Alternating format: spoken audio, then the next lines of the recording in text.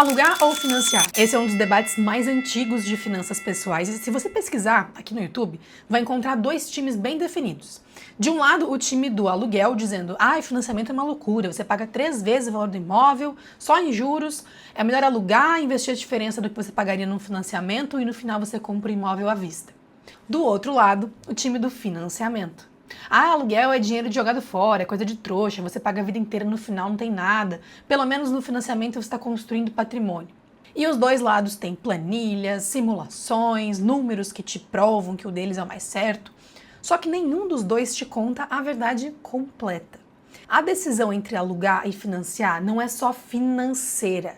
É uma escolha que envolve seu momento de vida, seu contexto familiar, sua disciplina e, principalmente, como você lida com dinheiro na prática.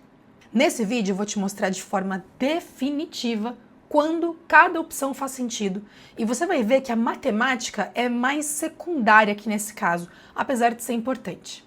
Seja muito bem-vindo ao meu canal. Meu nome é Raquel Zuc Silveira, sou mestre em economia, especialista em investimentos e falo sobre dinheiro de um jeito que você entende. Já se inscreve no canal e fica até o final comigo para saber tudo sobre isso e nunca mais ter dúvida. Vamos lá, a maioria das comparações entre alugar e financiar parte de uma premissa que não existe na vida real, que você é uma planilha de Excel. E eu gosto de conta, tá? Eu amo. Eu sou engenheira civil, especialista em cálculo estrutural, sou mestre em economia, sou especialista em investimentos certificada, e a gente vai fazer conta. Mas nem tudo é número aqui. E como é que é a conta clássica do aluguel versus financiamento, que a gente vai fazer daqui a pouquinho, inclusive? Funciona assim. Em vez de dar entrada no imóvel, você pega o valor dessa entrada, investe esse dinheiro e em vez de pagar a parcela do financiamento, você paga um aluguel mais barato e investe a diferença disso. No final de X anos, o dinheiro investido rendeu tanto que você compra o imóvel à vista e ainda sobra dinheiro. Na planilha, às vezes funciona, só que a vida real é uma caixinha de surpresas. Mas a vida é uma caixinha de surpresas? Vamos falar primeiro dos aspectos que não envolvem conta. Primeiro que dinheiro na mão é vendaval. Olha só, presumir com alto grau de convicção que alguém vai investir a diferença todo mês por 30 anos para o imóvel beira a insanidade. Porque nada garante que você junte, mas aí você não gaste isso com uma troca de carro, com uma viagem, com uma reforma na cozinha, com ajudar um parente, com aumentar o seu padrão de vida. Segundo, a parcela do financiamento, por outro lado, é um boleto, e esse boleto você paga, especialmente quando o boleto é da sua casa, porque ninguém quer perder a própria casa. O financiamento funciona nesse sentido como uma construção de patrimônio forçada, você não tem escolha. Todo mês sai um valor da sua conta e vai para pagar a sua casa. Ponto final. Por esse e outros motivos, a inadimplência do financiamento imobiliário do Brasil é muito baixa, fica em torno de 1%. Comparado com qualquer outro tipo de empréstimo, cartão, empréstimo pessoal, empréstimo de veículo, isso é absurdamente baixo. Por quê? Porque as pessoas priorizam pagar a casa. É o último boleto que eles vão deixar de pagar. Dito isso, muito antes de fazer conta, existem situações que alugar claramente é uma escolha superior. Situação 1, você é jovem, tem muita flexibilidade e preza muito pela sua liberdade. Tá no começo da carreira, não tem família, nem sabe se vai ficar na mesma cidade pelos próximos anos. Nesse caso, alugar pode fazer sentido, porque você está pagando por flexibilidade. E isso para você, especialmente nessa fase, tem muito valor. Comprar um imóvel para ter que vender daqui a uns meses pode ser um péssimo negócio. Porque vender imóvel não é a mesma coisa que vender um fundo imobiliário, que em 2 dias úteis está na conta. Não tem como você controlar a liquidez disso aqui. Pode demorar 2 dias para vender seu imóvel, 2 anos. E o preço também não é o que você acha justo. É o preço que o mercado quer pagar, que inclusive pode ser menor que você pagou na época. Situação 2. Você não tem dinheiro para entrada. Financiar sem dinheiro da entrada e dos custos do financiamento não tem como. E se você der uma entrada muito baixa, isso pode deixar suas parcelas super altas e fazer você pagar mais juros ainda. Se você ainda não juntou pelo menos 20 a 30% do valor do imóvel, o melhor caminho é continuar alugando e acumulando essa entrada. Situação 3. Você quer morar temporariamente em algum lugar, investir a diferença e encontrar alguma outra oportunidade melhor para a compra. Você pode achar que não é o momento ideal para comprar, pode ser que os imóveis na região que você quer estejam muito caros ou que você esteja esperando aí, esteja de olho no lançamento que ainda vai sair, ou que você queira juntar uma entrada maior para conseguir condições melhores no financiamento. Nesse caso, alugar temporariamente enquanto você investe a diferença e espera a oportunidade certa pode fazer mais sentido mesmo. Situação 4. Você quer morar num imóvel muito acima do que você conseguiria comprar. Às vezes, o aluguel te dá acesso a um padrão de moradia que você não conseguiria financiar. Se isso é importante para você, por algum motivo nessa fase da vida, localização, tamanho, acabamento, infra, seja lá o que for, o aluguel pode fazer sentido como escolha de estilo de vida mesmo. Agora, existem situações que o financiamento imobiliário é mais óbvio. A principal delas é: você tem família, estabilidade de renda e pretende ficar nesse lugar por pelo menos uns 5, 7 anos ou mais. Ainda antes de fazer conta, você precisa considerar alguns fatores importantes se você quer financiar. Primeiro, segurança e estabilidade. Quando você aluga, você está na mão do proprietário. Ele pode pedir o imóvel de volta, pode decidir vender, pode não querer renovar o contrato. E você tem aí 30 dias para sair correndo, encaixotar a vida inteira, encontrar outro lugar para morar, matricular o filho em escola nova. Com família, isso é um desgaste gigante, emocional e logístico. Quando o imóvel é seu, ninguém te tira de lá. Você tem estabilidade, previsibilidade, pode furar a parede, pintar, reformar. É seu, é sua segurança. Fator 2. Se você é CLT há mais de 3 anos. Nesse caso, você pode usar o FGTS para comprar um imóvel, caso você não tenha outro imóvel residencial na cidade e caso você não tenha financiamento ativo no sistema financeiro de habitação. Seu saldo do INSS pode ser usado para a entrada do imóvel, para amortizar também ou para quitar o financiamento de imóveis residenciais urbanos. Quem tem dinheiro parado, né, que só rende 3% ao ano mais TR, que é uma tremenda audácia do governo, para não dizer outra coisa, isso é ótimo. Usar o FGTS no financiamento é uma jogada excelente. Você tira um dinheiro que não rende praticamente nada e usa para reduzir uma dívida que custa o dobro ou até o triplo e ainda construir patrimônio. Outro fator importante: proteção contra a inflação do aluguel. O aluguel é reajustado todo ano por índices como IGPM ou IPCA. Se a inflação dispara, o aluguel dispara junto automaticamente. A parcela do financiamento mais comum, que é taxa fixa mais TR, por outro lado, é mais ou menos travada. Se a inflação dispara repentinamente, como aconteceu na pandemia, por exemplo, a sua parcela não vai acompanhar imediatamente, nem tão abruptamente no financiamento. Ah, Raquel, mas dívida é ruim, eu não quero dever para o banco 30 anos. Essa é uma objeção que eu ouço muito. Dívida tem uma carga emocional pesada para muita gente, mesmo quando ela custa barato. Quando eu e meu marido financiamos nossa primeira casa, eu tremia na hora de assinar aquele papel, pensando no tamanho do compromisso com o banco. E os juros estavam nas mínimas. Mas eu preciso fazer uma distinção importante. Existe dívida ruim e existe dívida boa. Dívida ruim é aquela que tem juros explosivos e financia consumo. Cartão de crédito rotativo, cheque especial, crediário em loja, empréstimo pessoal para comprar coisa que você não precisa. E isso destrói o patrimônio. Dívida boa é aquela que tem juros controlados e constrói patrimônio ou gera renda. Financiamento imobiliário para moradia especialmente se encaixa aqui. E o financiamento imobiliário é, de longe, o crédito mais barato disponível para o brasileiro. E não é por acaso. O imóvel fica como garantia para o banco. Se você não pagar, eles vão tomar o imóvel. Isso reduz o risco deles e, consequentemente, a taxa que eles cobram de você. Além disso, existem fortes incentivos do governo para te emprestar dinheiro para comprar imóveis. Isso aquece e muito a economia. Outro fator importante é a poupança. Boa parte de todo o dinheiro que os brasileiros deixam lá na poupança rendendo pouco é usado exclusivamente para crédito imobiliário. E se mesmo assim você se sentir desconfortável com dívida, existe uma solução. Amortização antecipada. A parcela do seu financiamento é composta pelo valor principal, que é o valor do seu imóvel, dividido pelos meses do financiamento, ou seja, o valor que o banco te emprestou mesmo, mais o valor dos juros. Quando você escolhe pagar mais do que o valor da sua parcela, você está dizendo para o banco que não precisa mais pagar juros em cima desse dinheiro que você está devolvendo. Você está antecipando isso ali. Você já quer devolver o dinheiro antes. E aqui vem a mágica. Se você separa dinheiro equivalente a 2 parcelas em vez de uma parcela, você não está eliminando só uma parcela extra. Você elimina várias. Porque você está abatendo o principal, que foi o que você de fato pegou emprestado, e junto com ele vão embora os juros que incidiriam sobre aquele valor ao longo dos anos. Então esse prazo mais longo serve para quê? Não para te travar no banco para sempre, mas para a parcela inicial caber no seu bolso no começo. Mas conforme a sua renda cresce, ou você recebe um dinheiro extra, 13º, um bônus, restituição do IR, sei lá, você pode amortizar o saldo do devedor e reduzir o prazo drasticamente. Na verdade, você tem duas opções do banco geralmente, reduzir parcela ou prazo, e o banco tende a preferir te empurrar ali para a opção de reduzir parcela, porque assim você continua com o banco ali durante 30 anos, continua cliente dele por 30 anos, né, uma fidelização fantástica, né, décadas com a mesma pessoa, mas a melhor escolha matemática na maioria das vezes é reduzir prazo. É assim que você corta e muito os juros do contrato e quita uma casa de 30 anos em 10, em 7, 5 anos ou menos. Tá, Raquel, mas a Selic tá 15% ao ano. Não é uma loucura financiar agora? Essa é uma dúvida legítima e, de fato, Selic influencia sim na taxa de financiamento imobiliário. Mas notem esse gráfico.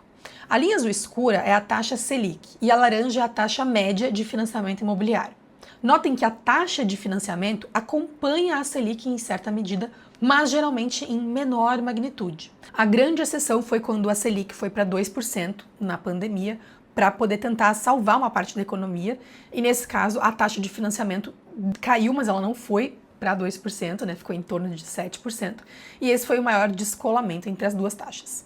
E agora que a Selic está em 15%, e eu gravo esse vídeo em março de 26, a taxa dos juros de financiamento não foi para 15%. Ela subiu, mas está em torno de 10% a 12% ao ano. Tem um site, inclusive, que reúne as principais taxas praticadas hoje, e eu vou deixar o link aqui na descrição. Tem a Caixa a partir de 10% mais TR, até Banco do Brasil a partir de 12% mais TR. E essas taxas mesmo, elas variam, tá? Isso aqui é uma média. Sei lá, se você tiver um bom relacionamento com o banco, um valor investido, muita coisa pode mudar essa taxa média que aparece aqui. E o que é essa TR, Raquel? TR tem cara de pegadinha. De fato, ela é importante, não dá para ignorar. A TR, famosa taxa referencial, costuma ser baixíssima na maior parte do tempo, em torno de 1% ou menos por ano. Hoje está um pouco mais alta, em torno de 2% ao ano, mas historicamente fica bem abaixo disso.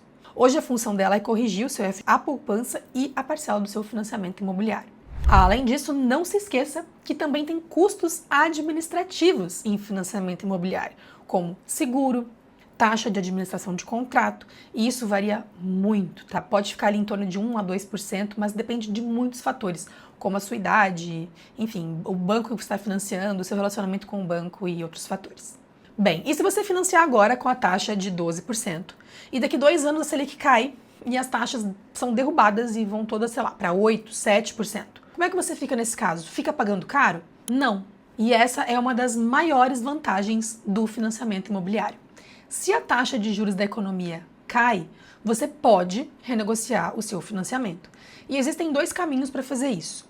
Primeiro, negociar com o banco atual, que é o mais rápido e o mais barato, e nesse caso você faz uma simulação no banco concorrente que esteja com taxas menores, pega essa proposta, leva para o seu gerente do seu banco atual, e os bancos detestam perder um contrato de 30 anos. Na maioria das vezes, o banco já vai fazer uma contraproposta e vai reduzir a taxa no próprio sistema. Outro caminho é a portabilidade da dívida. Se o banco atual bater o pé e não quiser baixar, você efetiva a portabilidade para o banco concorrente. O banco novo vai quitar sua dívida com o banco antigo e vai assumir o contrato. Então, via de regra, se a inflação subir, a sua parcela está relativamente protegida se você pegou a taxa fixa mais TR e nada indexado ao IPCA.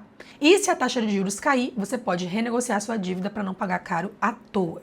Agora, eu sei que isso é muita informação e no final das contas você quer ver os números do seu caso. Por isso eu criei uma calculadora gratuita no portal da Finavera que compara os números entre alugar e financiar de forma personalizada. Aqui no simulador você vai colocar o valor de compra estimado do imóvel, vamos por aqui um valor de R$500 mil.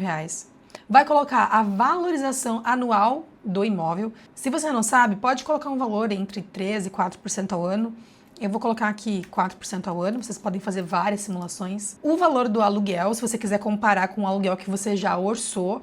Se você quer estimar um aluguel daquele mesmo imóvel, né, um imóvel de mesmo valor, você pode clicar nesse botão aqui, ó, para usar 0,5% do valor do imóvel, tá? Isso aqui é o valor do aluguel mensal. O IGPM é um índice de inflação, tá? É o indexador mais comum de aluguel. Se você não souber, pode usar uns 7% ao ano. Ele variou bastante nos últimos anos em função da pandemia, principalmente, ficou muito maluco, tá? Mas uns 7% ao ano é uma estimativa bastante honesta. Aqui em dados do financiamento, você vai colocar o valor que você tem para entrada. É bem difícil que aceitem menos de 20% do valor do imóvel. Caso você queira fazer isso, você pode clicar aqui. Se for um pouco a mais, você pode também editar esse valor como você quiser, tá? Vamos supor aqui 120 mil reais, tá? E aqui os custos com financiamento.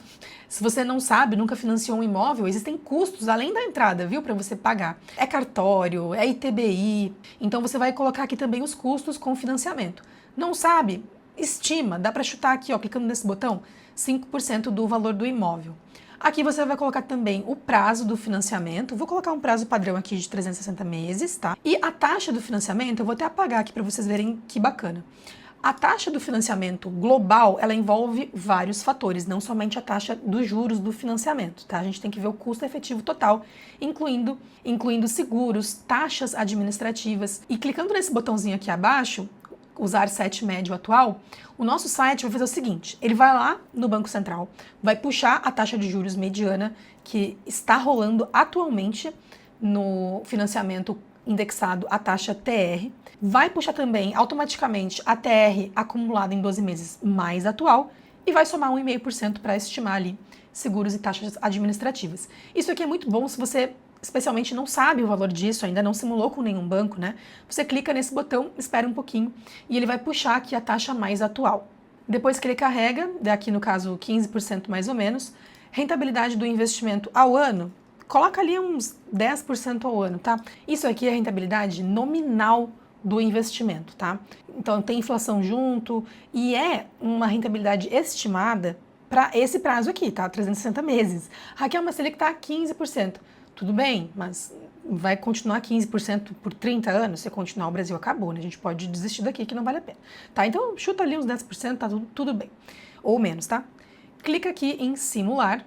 E nesse caso aqui, ó, que a gente colocou esse caso hipotético, apareceu que numericamente, lembre-se, nem tudo é número, financiar e investir o excedente é numericamente superior.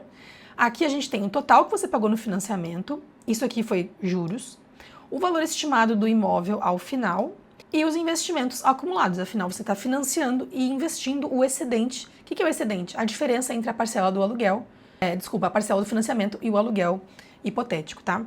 E aqui tem o patrimônio total, considerando os investimentos acumulados, que está na conta, mais o valor do imóvel ao final de 30 anos. Eu trouxe aqui para vocês saberem quanto isso representa em valores de hoje, né? Porque 5 milhões em 30 anos parece muito dinheiro, mas hoje seria, né, mais ou menos isso aqui, se a gente considerar essa inflação aqui, tá? E aqui o alugar e investir.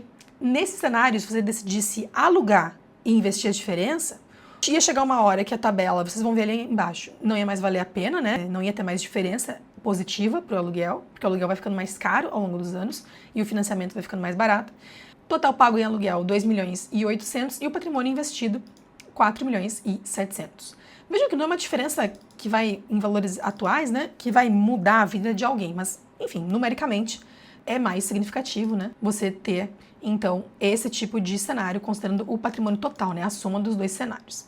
Agora, quando a gente clica aqui em mais detalhes, vejam o seguinte, a prestação do financiamento, ela vai começar mais cara. Eu estou pressupondo aqui que a gente está fazendo tabela saque, porque é a mais comum em financiamento imobiliário, tá? Então, ela vai começar mais cara, você vai ter um saldo devedor muito próximo daquilo que você, né, começou. O imóvel também vai se atualizando aqui. Isso aqui é uma coisa hipotética, porque afinal o imóvel a 4% que a gente colocou ali ao ano é uma coisa que pode nem ser linear, né? Esse mês pode estar muito bom para vender seu imóvel, daqui ano que vem pode não estar, pode subir muito mais, pode nem subir. Isso aqui é uma evolução teórica, né, para capitalizar esses 4% ao ano. Aqui tem o valor do aluguel e aqui o patrimônio financiando e o patrimônio alugando. Percebam que o patrimônio financiando, ele vai pegar, inclusive, o valor do imóvel, né, porque faz parte do seu patrimônio, e o patrimônio alugando, naturalmente, é só o valor que você tem em conta, né, na conta da corretora, tá? Vai chegar uma hora, percebam o seguinte, ó, que a diferença entre a prestação e o aluguel, aqui, por exemplo, você falaria assim, tá, o aluguel gera um excedente, né, porque a prestação é mais cara, então você paga um aluguel de 2.500 e investe a diferença, né, 5.800 menos 2.500. Mas vai chegar uma hora, e aparece aqui, ó, no mês 109 do financiamento dessa simulação aqui, não vai mais valer a pena, né? Então o seu aluguel estaria muito mais, ele começa a ficar mais caro do que a parcela do financiamento. E é a partir daqui que o aluguel realmente para de valer a pena e você fica muito mais feliz com a sua parcela, né? Porque ela reduz bastante aí ao longo do tempo. Quando eu fiz o meu financiamento imobiliário, quando a gente comprou nossa primeira casa, eu me lembro disso. A primeira prestação foi muito maior e a nossa felicidade de ver a parcela caindo sempre era muito legal. A gente vai tendo essa sensação, né, de conquista, vai ficando mais leve o fardo ao longo do tempo, até que chega, né, lá no final, tá? Ao final da simulação, vocês também conseguem ver um pouquinho sobre o que a gente falou aqui no vídeo, tá? Para vocês lerem com calma. O link para a simulação tá na descrição. Vá lá, simula seu caso e assim você consegue tomar uma decisão também baseada em números, né, em dados. Então é melhor alugar ou financiar? Esse debate virou quase uma guerra de torcidas na internet, cada lado defendendo o seu com unhas e dentes, como se fosse um time de futebol, mas a verdade é que não existe uma resposta certa, universal e única. Existe a resposta certa para o seu caso, seu momento de vida. A melhor decisão financeira é aquela que você consegue manter na vida real. Não adianta ter a planilha perfeita se ela não vai refletir a sua realidade. E se você quer aprender como começar a construir patrimônio de verdade, com segurança, organizar suas finanças de vez, iniciando uma carteira segura de investimentos, aprendendo a fazer o seu dinheiro render, tomando decisões financeiras com segurança, mesmo sendo iniciante, eu criei o Como Investir do Zero.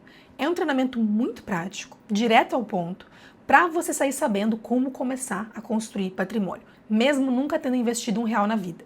O link está na descrição, eu te espero lá. Se esse vídeo te ajudou a pensar melhor sobre essa decisão, se inscreve aqui no canal. Aqui a gente fala de dinheiro de forma simples, com dados e aplicável à vida real. Se você conhece alguém que está nesse dilema, aluga ou financia, manda esse vídeo para ela. Pode ser exatamente a clareza que essa pessoa precisa. Até o próximo vídeo.